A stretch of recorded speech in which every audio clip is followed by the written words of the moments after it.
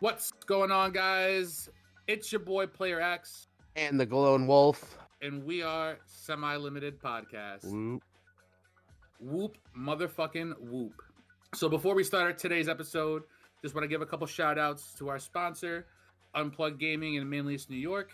Be sure to go check out their Discord server in the description box below. Unplugged Gaming is a game shop in Manlius, New York that has a whole bunch of TCGs, Pokemon, Yu-Gi-Oh, One Piece, which is newly coming up there. I don't know why people are playing that, but yeah, sure, One Piece. People like Dylan. Great game for right now. So you say. But yeah, go check them out in the description box below. And we will be having them sponsor our next giveaway. We will be giving away a box of Amazing Defenders, the newest set that just released on Friday. We will be talking about how to go about entering the giveaway at the end of the episode tonight. We're going to give a couple of instructions, and then you guys are just going to have to follow those instructions to be entered. And on Friday's episode, we will have a winner for everyone, and you guys will enjoy a box of Amazing Defenders. If you are out of state or out of the country, that's no big deal. We will cover the shipping and make sure that whoever rightfully earns this and does what we ask will be rewarded. So stay to the end to find out how to enter the giveaway. Nah, fuck them. Shipping's on you guys. You know what? Yeah, we're you. getting it for you. You need to go ship it. You need to pay for it. I want my $5. I'm not spending that. Oh, it's not insured. Broke out It's just being said. So we have a guest today that is actually very big to me. Gets me a little fanboy sometimes being around this man because I have listened to him since he had like 6 or 7K followers, and now he's up to 30 plus. So I want you guys to give it up for my man, Winner Kills. Thank you. Appreciate it. Thanks for having me. Yeah, man. Thanks for coming on. My pleasure. Yeah, is there any shout outs or any plugins or anything you want to shout out before we get into this? Any sponsors you want to talk about? Mainly, I got to give a shout out to, of course, Heart of the Game, my locals currently. Shout out to all the Buffalo Boys, OTS at Joe's, etc. You know who you are.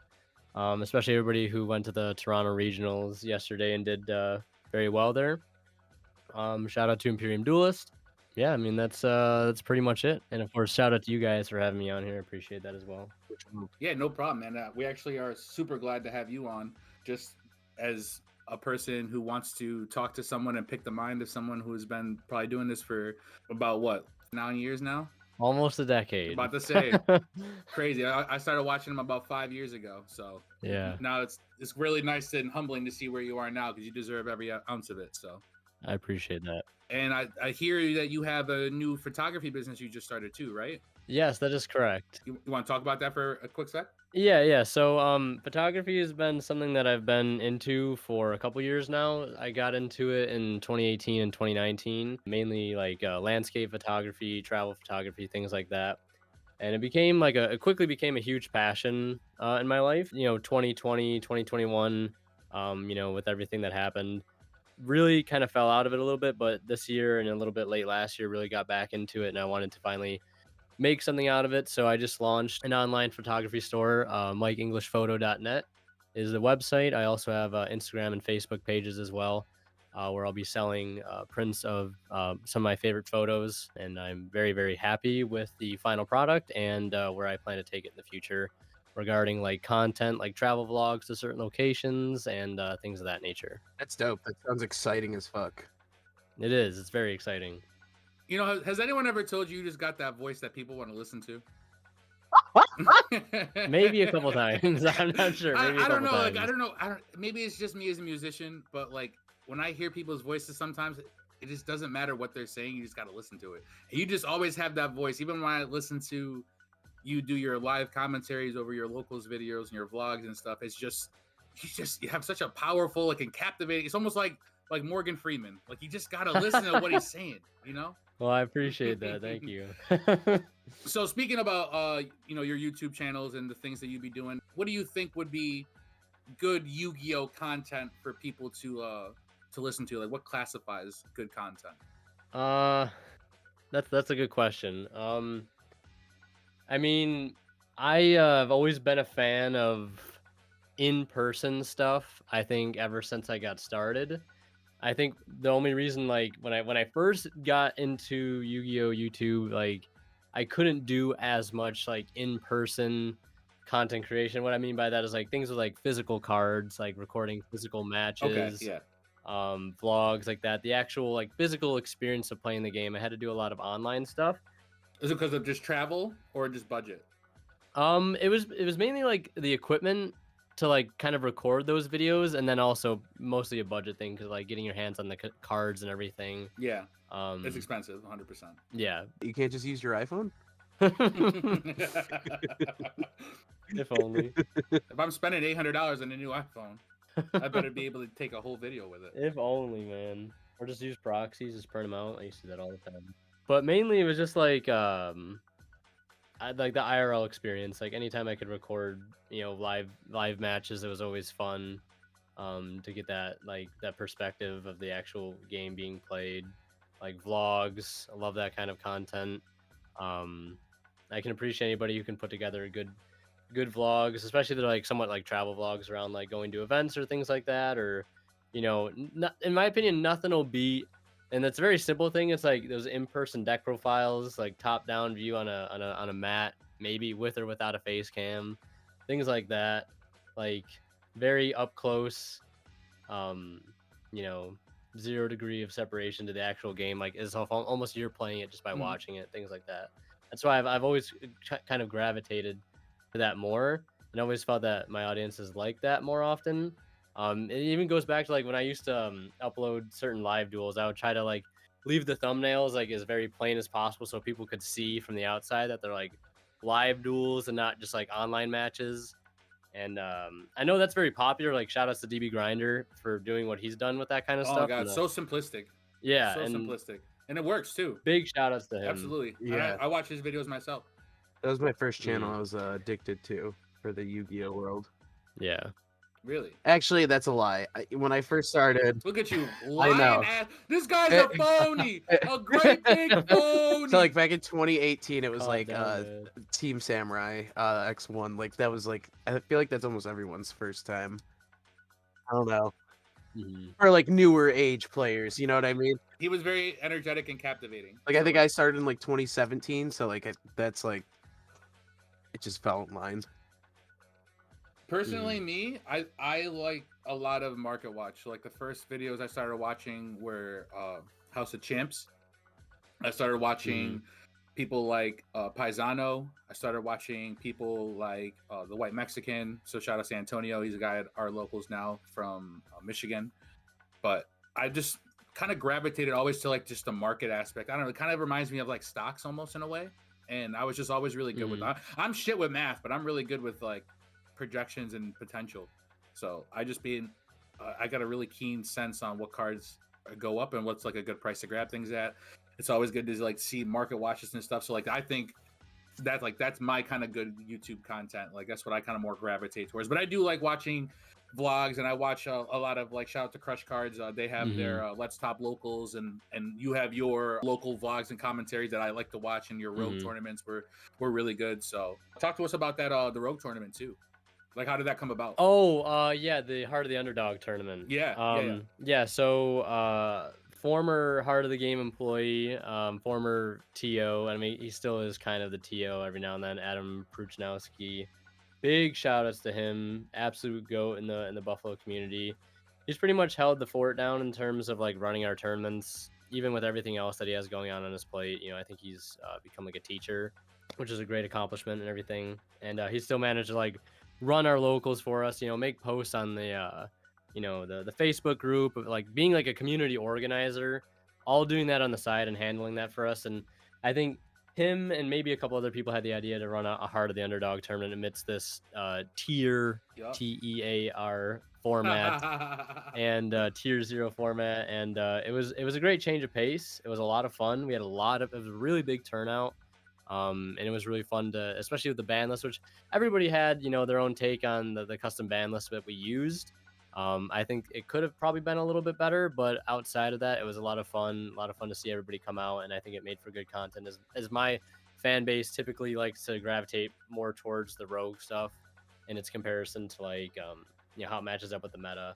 Yeah. Never been a huge fan of like covering meta content, and it was great to be able to have finally a whole locals dedicated to that kind of thing.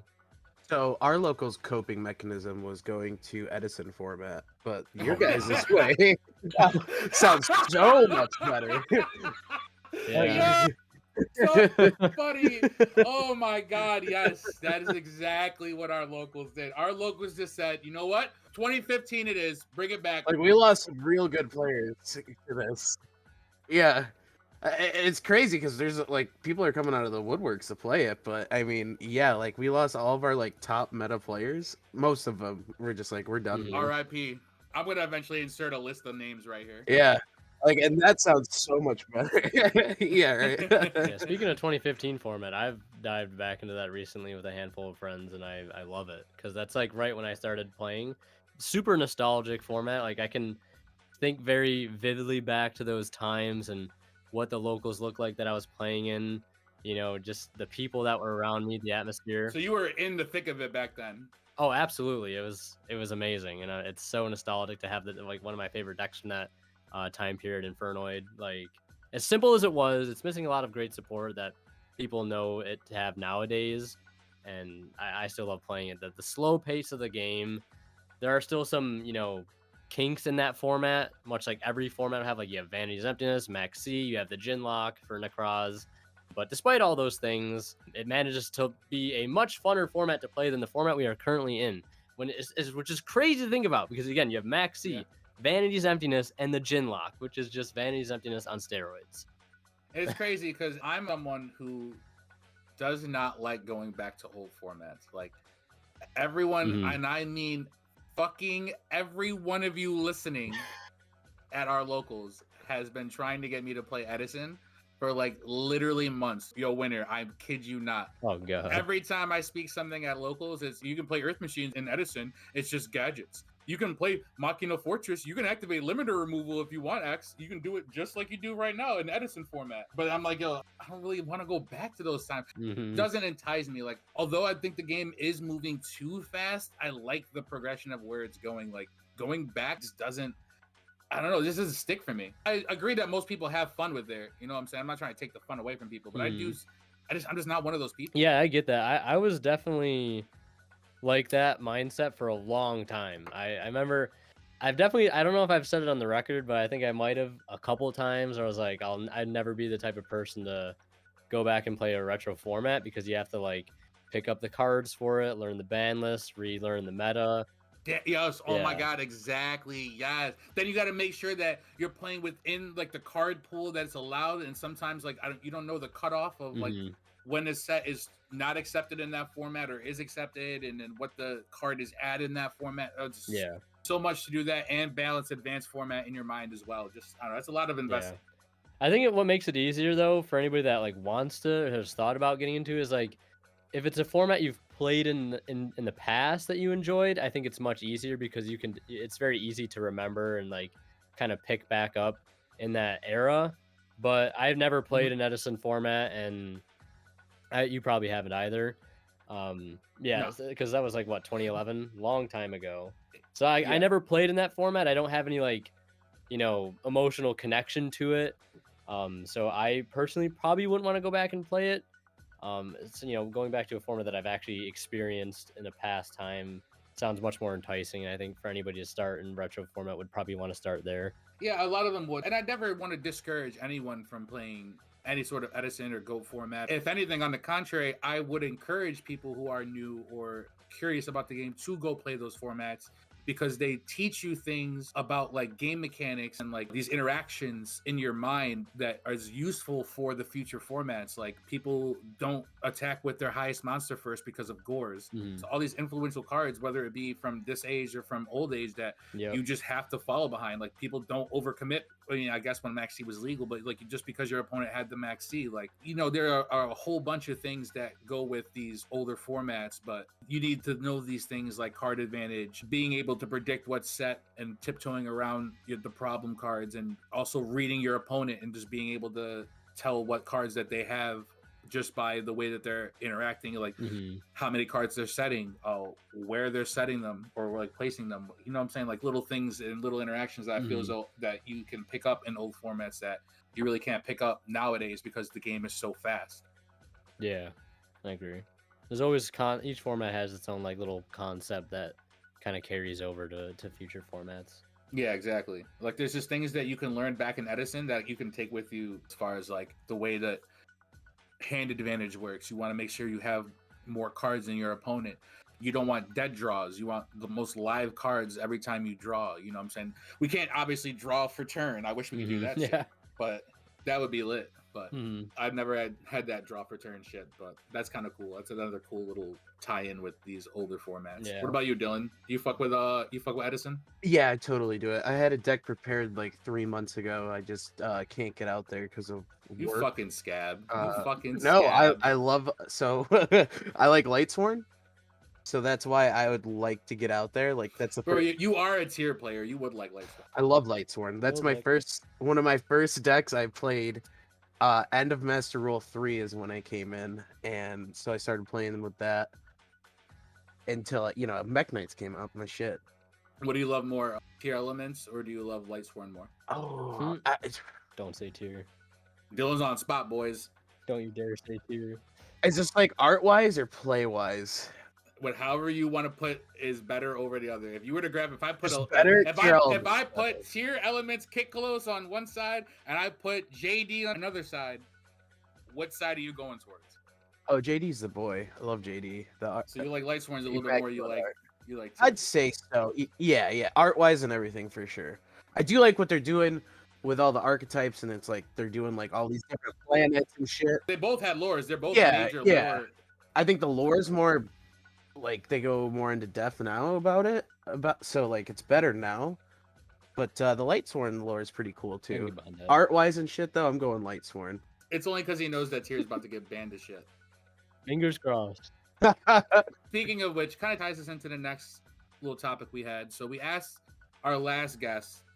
We went over the ban list. We went over ban list predictions, but our listener Trent, so shout out to Trent, he's one of the mods in our Discord. He said that we should talk about it more with a couple guests until the ban list comes out to see like who was actually right or how many like hits people got. Trent said we should take everyone's picks, see who's right the most, and then make like a percentage of who was more right, and at the end like talk about those hits and stuff. So we're gonna ask winner kills the same 3 questions. What are your 3 picks for the ban list, and then a brief discussion of agree with you or disagree with you. Okay, I'm down. All right, so banned, going from anything to 0. You have 3 picks, and I'm gonna add in the implication that only 2 of them can be tier names. You can't ban all the fucking tiers. All right, so well, 3 picks. Then my list is 3 perfect. Picks. Okay, so first and foremost, Kit Kalos, easily banned without a doubt. Okay. So that's one of them. The other one is their field spell, Primeval Planet Pearl Rhino. That would be another card I would ban, because that card is insane. And the last card, which is not a tier card, because we were 2 for 3, is the Wind Barrier statue. Okay. You know what's funny? That is the exact same 3 that I had listed before. Hell yeah. So whether we're wrong or right, we're going to be at least right about whatever picks we have together. All right, but I agree, like Pellerino is a very big advantage, and I agree that... You don't think Kit to 1 is fine? Absolutely not. No. Bro, they're only playing you can implement one I keep telling you that. Yo, let me tell you that this man said Kit to 2. He said Kit to 2 and keep it there. And I said, Dylan, they're only fucking Have you playing seen the 1. OCG ban list? What? Miss Goosey, I like the deck. Fuck that deck. Well, I agree with all 3. The Wind Barrier statue is going to get abused in Cash Tier. I like Wind Barrier. The same reason we banned Engage for strikers, because it was getting splashed and everything. I agree with, Flu just needs to find a different win condition, because it just can't be that Wind Barrier statue. There's not enough of good print win cards for us to combat the Wind Barrier statue. Like, it's just way too too niche. It's too oppressive for an end board, anyways. Like, absolutely, that easy of an action. It might as well be called Fluandaries and Wind Barrier. Like, that might as well be what it's called. The fact that it's so easily searchable, and even I've even seen games decided where like the player will have nothing, and then they'll just like flip up Dreaming Town and summon a statue, and that just like ends their turn. Like, it's so disgusting sometimes. And then like you said, Cashier abusing it too. I agree. I love it. I've been playing Photon Hypernova format just because I really like diving into decks I like ahead of time. Like I played for Wonder East before they got the quick play, like back when they were trash, bricking to themselves, you know. So I got good with that deck, so that way when the quick play came out, it was just an essential, just put it in the deck, and now we're ready to go. Like I've been playing these combos. It's not a big, you know, thing to do in my head. But now with these new formats, I play the Arsenal Falcon because you can just do full combo, not even commit your normal summon, and then at the end just stick a wind barrier statue, and it's just like you said, too oppressive for literally no reason at all. I agree. But what about limited? So what are your 3 picks of cards that can go from either banned to 1, or that go from 3 or semi-limited to 1 because we just can't stand them anymore? All right, so the first one I wrote down was Bestial Magnamut. Ooh, Magnamut to 1. Okay, that's the first time someone said that. Yeah, I think the Bestial, like, it sounds really good on paper, and it's almost bittersweet to say because, like, Magnamut is by far, I think, the best one because you can search out other names. So it's like a one card, 2 interruption. But like the Bestial engine, I have a lot of problems with just because like it's so generic and light and dark decks until the end of time, until that if they ever address that archetype, which they probably won't. And even now they're getting the new one. They're always just going to be slightly checked now by the existence of the Bestial deck, which like for decks like for future 1 months like Photon Galaxy, like that's going to be a nightmare just because the Bestial archetype just exists on its own, and that's just going to make them designing future light and dark decks that much more difficult because of the existence of the Bestial cards. But Magnamut's the best one by far, so I think limiting Magnamut is definitely where I would go for one of my limits. Dylan, do you agree? Yeah, I actually like that a lot, to be honest with you. Like you said, the generic of it, we have more support for light and dark coming out here soon too, so that sounds really good to me. You guys want my hot take? Let's hear it. I think that Magnamut's fine at 3, and if I were to put any of the Bestials at 1, because I do agree that the mechanic of that archetype is busted within itself to be able to disrupt and put a body out, and that body does something. Yeah. But I would put Druis Worm to 1 currently with the way we're about to get Baldric. And that's thinking ahead of future format. If we were to get a hit right now and we got to play with all these Bestials for 3 months regardless, I would want Druis Worm at 1, because Magnamut, it's a recycler that doesn't gain any immediate advantage when it recycles. It's in the end phase, so like it's not like super busted on its own, like as far as immediately, but it does recycle a lot of the archetype. If you want your Druis Worms, you can grab it back from the graveyard. If you want your Saronir because you're playing branded, you can grab it from the deck, you know, and add it, you know, to make sure that you can play it on your opponent's turn. But I would honestly keep Magnamut at 3 because all it is a search, whereas all the other ones do something. Druis Worm sends when it gets sent, even if it's being linked off or something, you can still activate to send. Saronir dumps Lubellion when it gets sent. Like Baldrake, when we get it, will tribute another light or dark to return an extra deck monster back, or maybe it's banish it or something like that. But it's another disruption. They all do something else, and I feels out of all of them, adding from the deck to the hand or from the graveyard to the hand is the least of my worries. I mean, I can see that side. Druis Worm does apply a bit of pressure. But what about other limited picks? That was 1. So Magnamut to 1. What about anything else? So the other 2 I'll just kind of bundle together because they're basically the same card, but they're the Medora and Keldo of the new Ishizu cards. Okay. I would put both of those to 1. Once again, that's a new one. So your whole limited list is all different picks. Yeah, I mean, I would choose a lot more, but if I can only pick 3 right now in this immediate space and time, I would go with those 3 because Medora and Keldo are just like, and I've talked about this with my friends before in person and various Facebook group chats or, you know, in between rounds at locals, but like tier on its own is one thing. It's an insanely powerful deck. Yes. Like literally no one asked for the Ishizu cards to be printed. Yes. I think the deck was perfectly fine post Darkwing Blast as a tier 1 deck. And then they just literally sent it over the edge with the Ishizu cards. But just the existence of Medora and Keldo being, you know, 6 DD Crows gatekeeps so much potential from other decks coming into the format that it just like makes trying to play anything other than either tier or a deck that can just mainline things like Shifter, Macro, Di-Fi, like just feels almost impossible. Like if your deck relies on a graveyard this format, like good luck because of the existence of these cards and also the poor handling of the ban list. I agree. I agree with that completely. Tier was very, very respectable and fair. I mean, at the end of the day, Tier is only 3 fusions.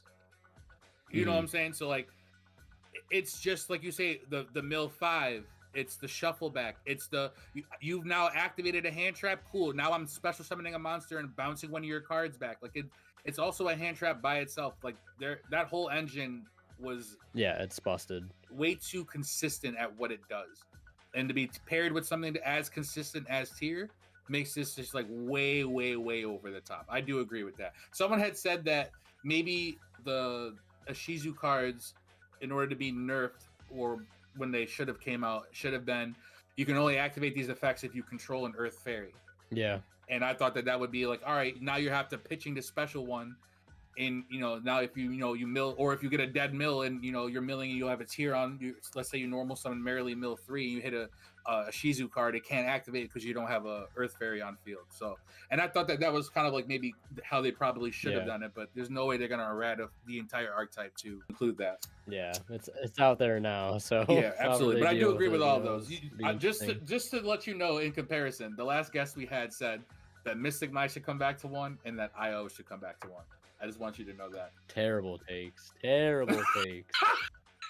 Absolutely awful. He's takes. a stun player. I could tell he's a stun player. He says that we all need balanced chaos. Yeah, absolutely. Shout out to George. Love you, man. Shout out to part of the podcast. I'm gonna make sure I plug you guys in too. I talked to you, and I told that you are our guest tonight, and they also fanboyed over it. So I'll definitely make sure to plug you guys in with them. But shout outs to them. Yeah, he definitely had some wild takes for us. Sounds like it.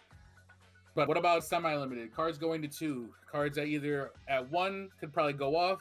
We're trying to creep our way over to 3.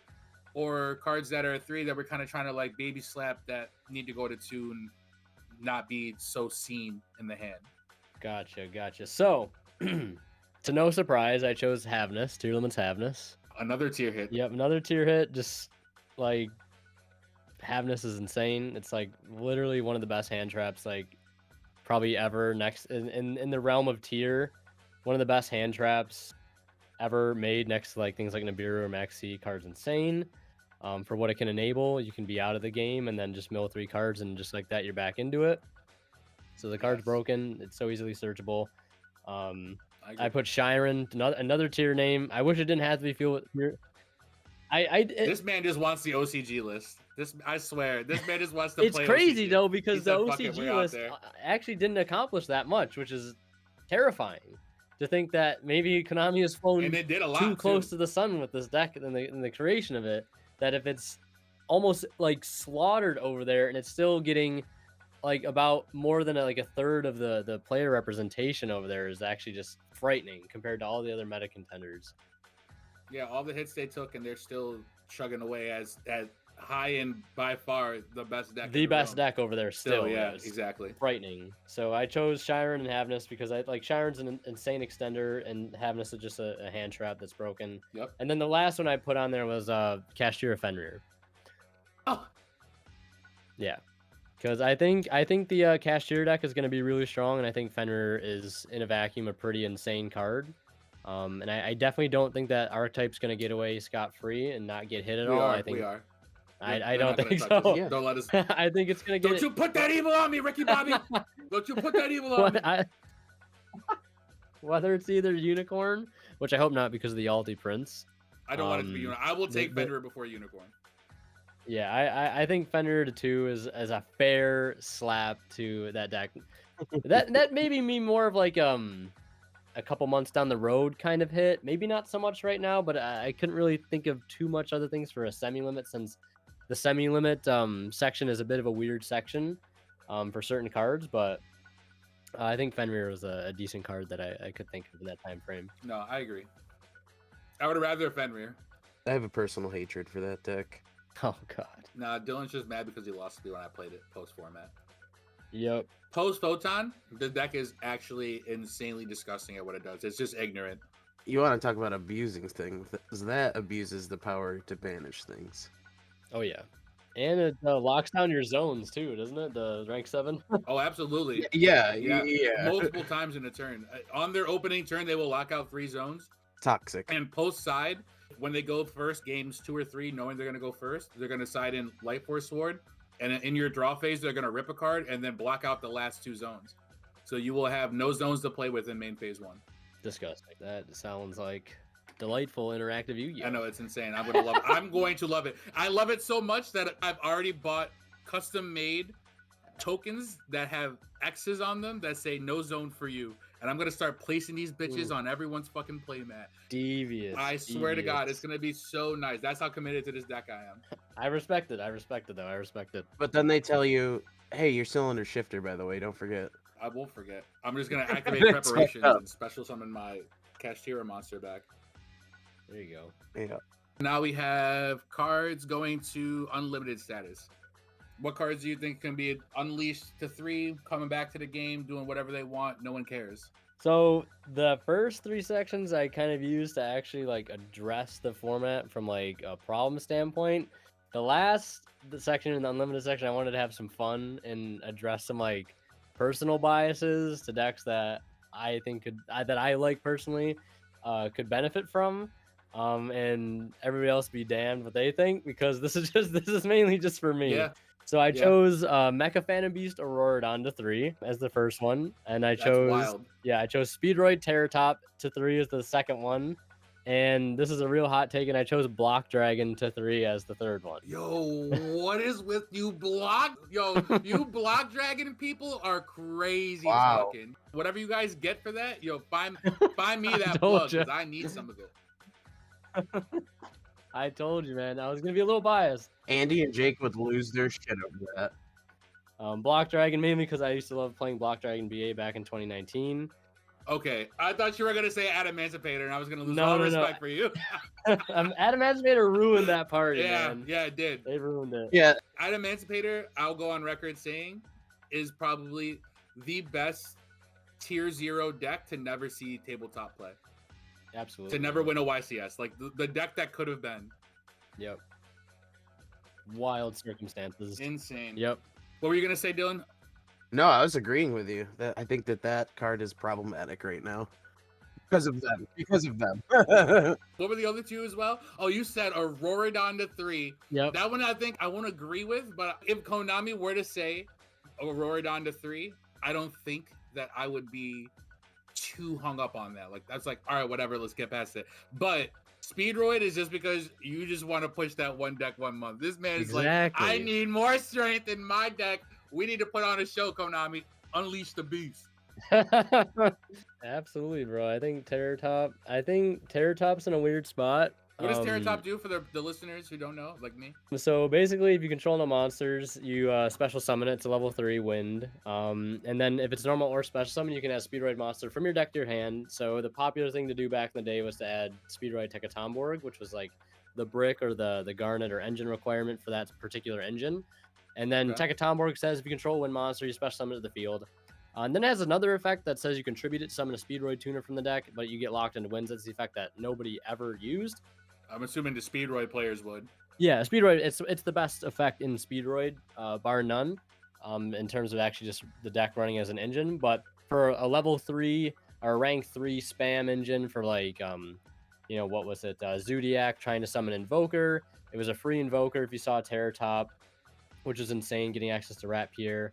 In Burning Abyss, it made Dante, or it was a 1-card Cherubini, or the biggest pushback I've seen a lot of people talk to about it, and like one of my friends, Aerosol, who's the Speedroid godfather. Oh my god, Aerosol, I bow down to him. Big shout outs to him. Earth Machine God. Absolutely. I've had a lot of chances to talk to him recently about certain things, and oh, you lucky bastard. Yeah, I always love hearing him talk about these decks and these ideas that he comes up with. He's quite literally the mad scientist. But one of the biggest pushbacks is Gossip Shadow, the rank 3. Terratop instantly becomes a 1-card monster negate right at the beginning of your combo, which is why I think the biggest thing, and I put a little asterisk next to Terratop, is that if it were to go back to 3, I would love to see an errata on this card so it can no longer be problematic, and the fact that it would win lock you once you resolve its effect, because 90% of the Speedroid cards lock you into wins, and they're not even some of the best ones, but a card like Terratop, which is so broken, doesn't lock you whatsoever. So I think that'd be a great way to kind of clear up the list and allow certain players who like decks that like just Speedroid players in general, kind of frees up that card for the archetype instead of just leaving it permanently at 1 for the rest of time, essentially. It's at 1 right now. Yeah, it's at 1. This just hit 2 in Master Duel, right? Or am I going crazy? I don't know offhand because I don't fuck with Master Duel, so pay too much attention to Master Duel either. Yeah. Dude, so the only reason I know this card in effect, because I didn't play back then, was because it's so predominant on Master Duel in the lower ranks when you're climbing the tower. Mhm. And dude, this fucking spams out shit like you said. It's crazy. Like you definitely want to stop one of these effects here. So I could definitely see how this is problematic just from playing Master Duel. From my brief interpretation of what you said, I think that even without an errata, I would put this card at 3. We got archetypes like Sprite abusing level 2s. I mean, what's the worst thing they're gonna make right now? The Ashura King, Ashuna King. You know what I'm saying? Like I don't feel as though rank 3 spam is even like that powerful. But that's just my ignorance. But yeah, no, I mean, like I see a lot of the points people have for it, and I'm super biased on this, but like I've been pushing for. I don't this, even think it's that biased, honestly. Every banlist reaction I put, I'm like, where's Terratop to even 2? Like making some progress on it. But I agree. The only way I would disagree is if like cards like Verite were in the game, where it was just like 2 monsters equals Verite. You know what I'm saying? Like, and that's a strong ass card, but they banned Verite, so like whatever. Who the fuck cares? Put Terratop to 3. I don't even care. Oh yeah. That's another pick I would just brush by and like, all right, whatever. Where's the juicy shit? Yeah, okay. I agree with that. What about you, Dylan? Yeah, I mean, you can if you want. I mean, I don't know the full danger of Speedroid at 3, so.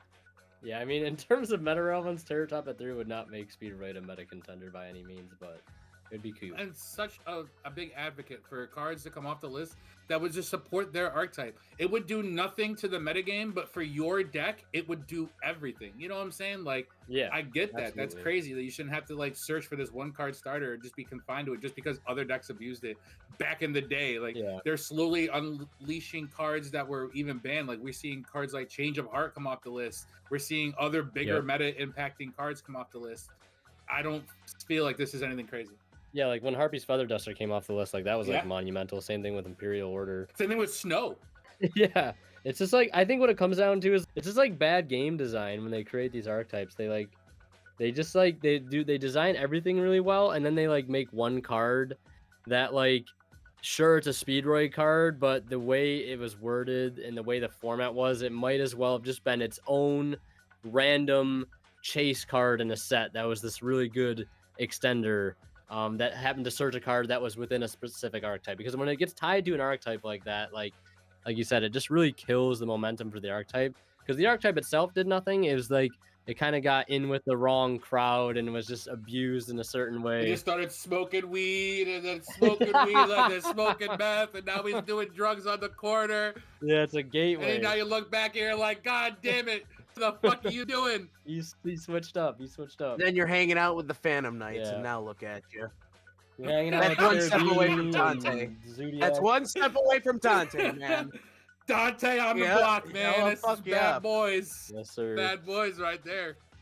I mean, it kind of leads me to like, what do you think like the current state of Yu-Gi-Oh is right now? Are they trying to tell us that these old cards are just way too strong? I'm a big advocate. That's why I'm kind of cool with asking these people these questions, or asking our guests these questions, because I'm a big advocate for chaos. So I say, honestly, bro, put everything off I think we could literally take off like 75% of the cards in the list, and I think that we'd find a good balance. My argument for that was when cards were banned, it was because of how powerful the card was within that format and how many answers there were to that card. The more we progress with the game and the faster the game gets, we're getting more and more answers to certain cards. And I just feel as though like cards like Terratop could just come off. Like, put it to 3. There's just so many cards that could just come off. And it's just like, yo, I don't even know why this card's on right now. But I mean, I know a lot of chaos would be ensued, but I just say, fuck it. Let anarchy reign for a little bit. You know, find out what the best deck really would be if everything just came off the list. Fuck it. I think MBT does tournaments like that. Yeah.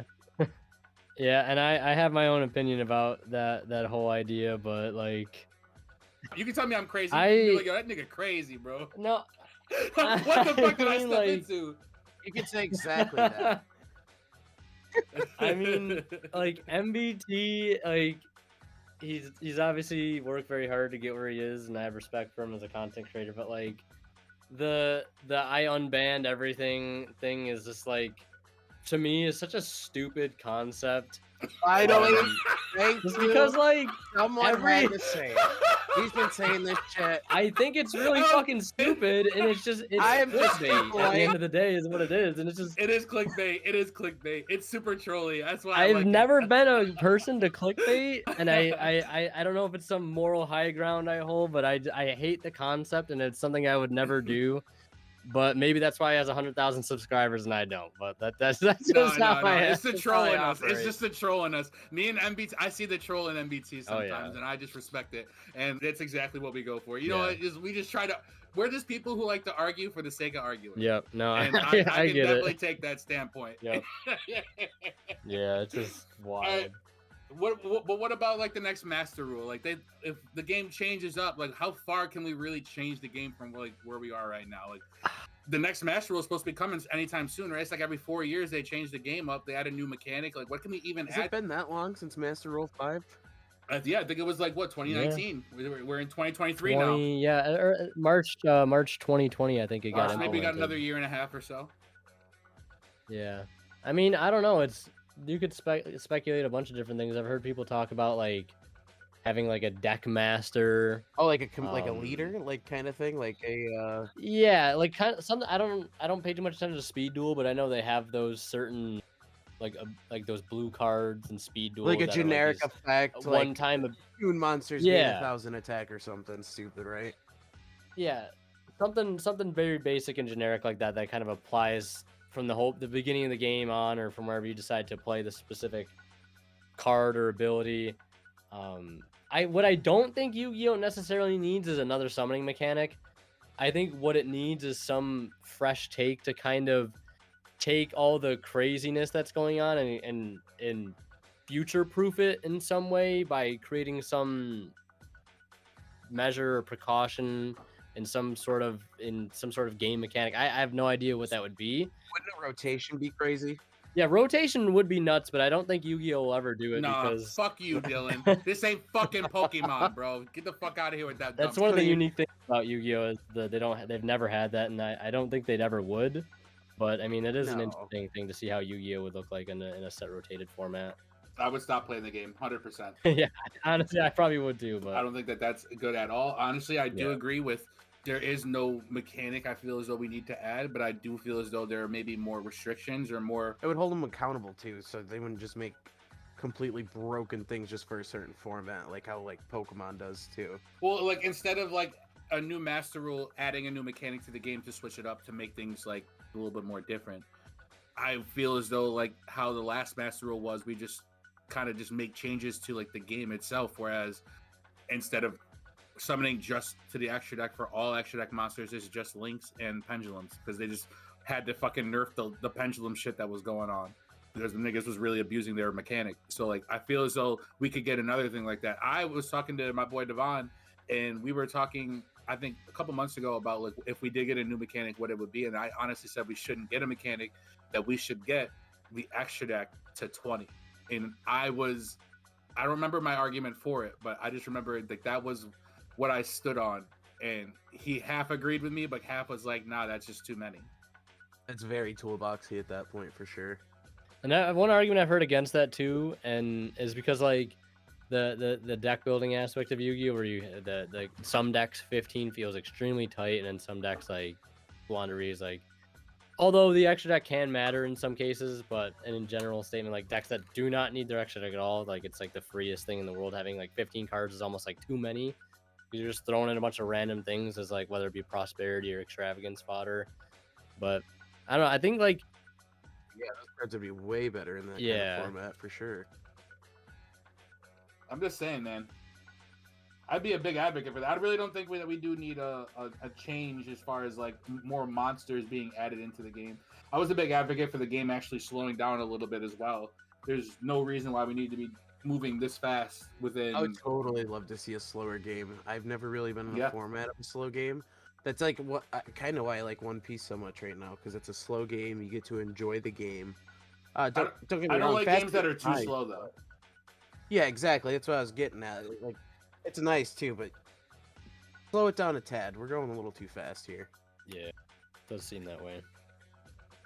Also, too, with like each new set that comes out, like it just like, cause like I'm not paying attention. Like, there's definitely like points in my Yu-Gi-Oh career, in air quotes, where it's like, you know, how much focus I'm directing into the game. It varies over time, and right now it's not as laser point focused as it usually is, because I'm, you know, doing other things and trying to stay away from the tier format as much as I can, while still trying to enjoy the game here and there. And it's like I don't, you know, pay attention to like set lists and like new set lists and new cards coming out, but like every now and then I see like these leaks from these upcoming sets, and I see these cards that are getting printed, and I'm just like, every set that has been like coming out since like Power of the Elements, it's just like every core set has had like banger card after banger card after banger card, and normally you agree get with core that. sets that are Yeah. not good, and it's like, okay, we can skip over this set like Dawn of Majesty or Blazing Vortex, where those sets only had like what, like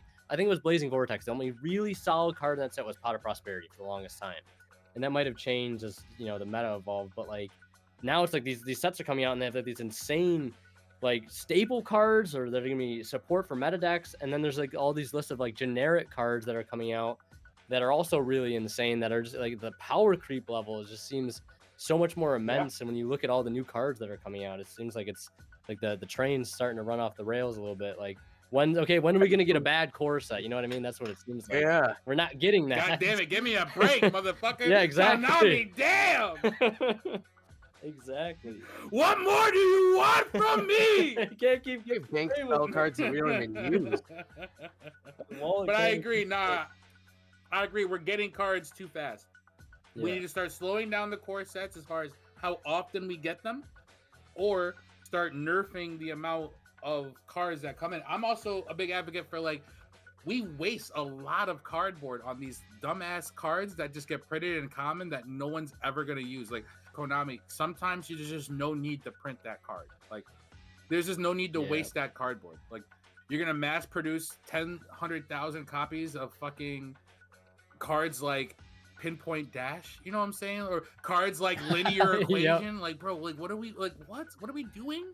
Like, why? Like, those is like they don't need to be cards. Like, we don't need to mass produce this shit. Like, we can have a set with like 28 to 72 good cards, you know what I'm saying? And then like just chase for them. Like, we don't like slow the game down. A double-edged sword is, I don't want to stay in a broken format for too long. Like, could you imagine staying in tier for like more than a year or something like that before the next big thing comes out? Yeah, if the deck was okay to play, if like the ban list handled it, I feel as though I would. Like, people were in toss format for like fucking what, 3-4 years. I got in on the end of it. I was only in it for a year and a half, and I was at the end of it like, damn, I'm finally glad they got rid of these decks, because I was tired of that shit after a fucking year. And I was just coming into it. For sure. I was playing Cyber Dragons. I was washing up them Orcus players. Hell yeah. Ooh, Contact Fusion. But yeah, no, I agree. Like, we just, I feel as though I would be okay with being in a tier format for a year and a half, maybe even 2 years, if tier was an acceptable deck, if it wasn't this fucking monstrosity that's just playing on their turn and then building on my turn, and then they kill me on their turn to follow it. Or like, I don't know. I feel as though if we had a little bit more mellow, and we had tier, but they were hit, and then we get a new archetype that's really good, but like it gets his pieces slowly. You know whose deck progression I like? Aluber. The Branded. I love the progression. If I sit back and look at how Branded started as a whole, coming out of Dawn and Majesty with just the Aluber cards, and then how it got a structure deck, and then it got another core set, and then now it's getting splashed into all the rest of these core sets, and like it's just progressively getting stronger and stronger and stronger. It was a deck that was tier 2 at best, and then now with this next set coming out post Photon Hypernova, it's a tier 1 deck competitor. This deck can fucking play. Yeah, absolutely. I enjoyed that deck. It is very nice. But like, that's the progression of decks I like. Like, it took 2.5 years for that shit to get good. You know what I'm saying? Like, it took some time. It wasn't just automatically coming out of the core set. We had, what, 3 months with regular tier as like a normal deck, and then it got boosted, and that was it. Now we're in the tier 0 format. Yeah, tier got off the ground very, very, very quick, because I was like, Power of the Elements was one thing, and then Darkwing Blast, like the time between Darkwing Blast and Magnificent Mavens was really short, and the deck changed drastically with that set. I definitely agree. What about you, Dylan? Oh yeah, that was a quick turnaround. Just competing with Sprite. I don't mind playing like decks like that for a little bit because it feels like it's a structure deck. You know, you're playing against someone, and if there's no like super spicy text, it really shows who's the better person at like a locals or something like that. But then I would definitely get bored. So no, I'm fine with it for about 3 to 6 months, and after that, I would just want something new. Like I haven't gone to locals in 2 months. You said you want a ban. You said you want your deck banned. You want to spice it up. Yeah, for sure. I preach that I love it, but like I'm definitely ready for the next at bat. Like We got him. Boys, we fucking got him. We fucking got justice him. has been We done. fucking got him. Yeah. Shout out to Jake. Hell yeah. What about post Photon Hypernova? I honestly didn't like all the banishing cards coming into play right now. Like I don't like the current format of Yu-Gi-Oh. Really? Yeah. Yeah, I'm not a fan of this at all. That's why I stopped playing for right now. Like I'm gonna come back whenever, You ain't coming back. but no, for sure I'm coming back. This motherfucker ain't coming back. I stopped playing right now because I just do not enjoy the current format.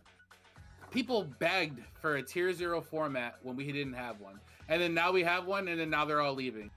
Who's begging? I don't know. Some of the best players were like saying that they hated the fact that there was Okay, mad yeah. diversity. You can't account for diversity. It's better to plan for the one deck. Cowards. Now we get that, and then everyone's starting to complain about it. And all these pro players are all talking about how good the deck is and how much fun it is and how much interaction there is. And Chain 17 is the fucking best. And it's like, bro, this is a fucking headache. That I remember seeing that. I think it was Jesse Cotton that made that tweet Yeah. about like the diversity, which I get to an extent, but like I feel like that's such a petty complaint to have. Like, oh, I only want to tunnel vision on one deck. Like, I don't want to say it's lazy in terms of like deck building and side decking, because he's like the farthest thing from a lazy player, and his track record shows that. But like, to have it just be solely a one deck format, or some people, like most of my friends have called it a triangle format, which it's such a lopsided triangle, if that. I don't know. I prefer there being more than one option on the table, and I think a lot of other people would agree with that too. It's funny because I'm not really a big fan of tier 0 formats, yet here we are in a tier 0 format, and I swear to God, I'm not playing the game. Looks like I'm going to take my break. This is the big like hiatus, yada yada. And I still find myself coming to locals every week. I still find myself watching these videos and like seeing these tops. Yeah, tier is a great deck, but like there are other decks to play. Like it is a very strong deck, but like although I like to play competitively, I play for fun. If I play a deck that like Earth Machines, I play a deck like Sprite. And still go to locals and have fun, go to a regional and have fun. But at the same point in time, I built it with the intent that there are going to be cards like Macrocosmo, there are going to be cards like Di-Fi, there are going to be cards like Havness, there are going to be cards like M-Pen, there are going to be cards like Wind Barrier Statue. Like every deck has something that it does. So I don't really care what the format is, as long as the cards aren't too broken. Like we just can't have oppressive cards. Yeah. Honestly, if every other tier card just wiped off the face of the earth tomorrow, I would not fucking care at all. I'd be so happy. Dylan would cry. Dylan would be in shambles. Ecstatic. Fucking shambles. Just a Thanos step, and it just happened. The 50% was all fucking tears. Like, I don't feel so good, Mr. Stark. Just fucking Rhino just fucking fading away. Kit just gone. Poof. I'd be like the ending credits when he sits down and he smiles. That would be me. Fuck yeah. It'd be crazy. That's right. Yeah. I mean, it sounds like I'd be playing Sprite. At some point in time, too, we're gonna have to put together a 5v5 because we have to defend the title of Syracuse from Buffalo. Hell yeah. I ain't gonna lie. We're gonna have to put something together for the listeners. It'll get some content for Mr. Winter Kills over here.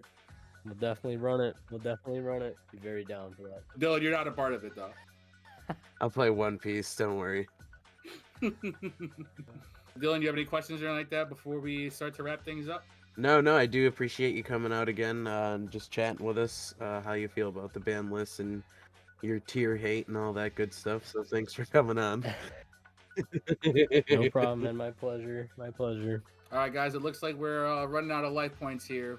We are almost out, so we're gonna come to a close and thank our guests here tonight, Winner Kills, for coming on tonight and talking about all these crazy ideas and having a good time with us and just being a general Chad.